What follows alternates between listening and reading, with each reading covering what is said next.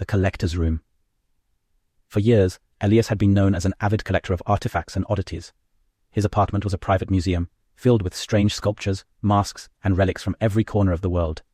Each piece had a story, a unique and often dark history, but none fascinated Elias as much as the figure he found buried in a flea market. An ancient, hand-carved wooden doll, with an expression so unnervingly lifelike that it seemed to stare right into the soul. He purchased it on impulse, feeling inexplicably drawn to it. The doll was about 2 feet tall, with a blank yet knowing gaze and limbs that bent stiffly at odd angles. Its clothing, though tattered, hinted at an old-world elegance.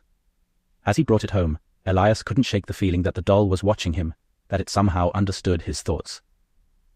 The night he placed it in his collection room, he felt an odd sensation. His prized possessions, normally a source of pride, seemed to close in on him, the room suddenly oppressive, filled with shadows that shouldn't have been there. He told himself it was the doll's unsettling presence, nothing more, and left the room quickly, shutting the door behind him. Over the next few nights, he began to hear faint sounds coming from the collection room. The creak of wood, like something shifting or bending.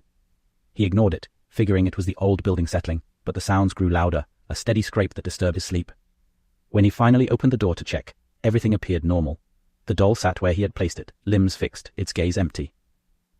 But Elias started feeling changes. His friends mentioned he seemed different, distracted, his eyes distant.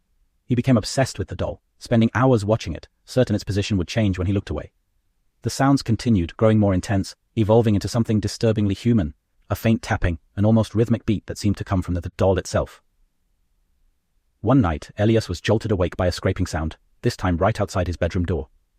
Heart pounding, he rose slowly, feeling an inexplicable weight bearing down on him. As he reached the door, the scraping stopped, replaced by silence so profound it made his ears ring. Gathering his courage, he opened the door to find his collection room slightly ajar. His pulse raced as he stepped inside. The doll sat at the center of the room, but it had changed. Its head was tilted, and its arms were stretched toward him, almost reaching. He felt a deep primal fear, but his fascination overpowered him, keeping him rooted in place. And then, as if drawn by an invisible force, he moved closer. As he stared into the doll's empty eyes, he saw his own reflection. But there was something wrong. His face in the reflection looked hollow, faded, as though drained of life. Behind him, shadows twisted, forming faces. Faces of his friends, his loved ones, even strangers. All wore the same vacant, lifeless expressions, their eyes reflecting the same emptiness he now felt creeping into his bones. Suddenly the doll's head tilted, a jerky, unnatural movement. Elias tried to look away, but he found he couldn't move.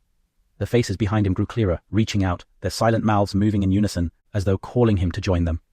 He felt his own body growing heavier, sinking as if something was pulling him down from within.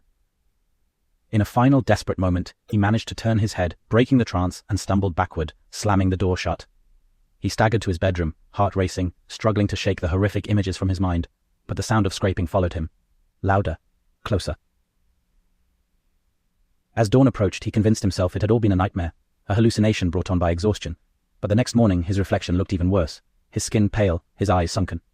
Days turned into weeks, and he rarely left his apartment, growing gaunt and hollow, as though the life was being drained from him. Every night he heard the scraping, relentless and maddening, a constant reminder that the doll was waiting. Elias finally decided to get rid of it. He wrapped the doll in heavy cloth, sealed it in a box, and drove miles out of town, dumping it in an old storage locker. He returned home feeling lighter, as though a weight had lifted. For the first time in weeks, he slept soundly. But that peace was short-lived. The next night, he woke to the sound, a familiar scraping, louder, closer. Panicked, he searched his collection room, finding it empty. Yet when he looked in the mirror, he saw the doll standing directly behind him, its arms stretched toward him, its eyes gleaming with an unholy life. As he stared in horror, he realized that his reflection wasn't moving. It remained frozen, lifeless, his own face becoming another hollow, empty gaze, joining the doll in the darkness. And as he reached out, he found his hands meeting cold, hard glass. He was trapped. Elias became just another face in the doll's endless, silent collection, his body now nothing more than an empty shell, left waiting for the next unfortunate soul drawn to the collector's room.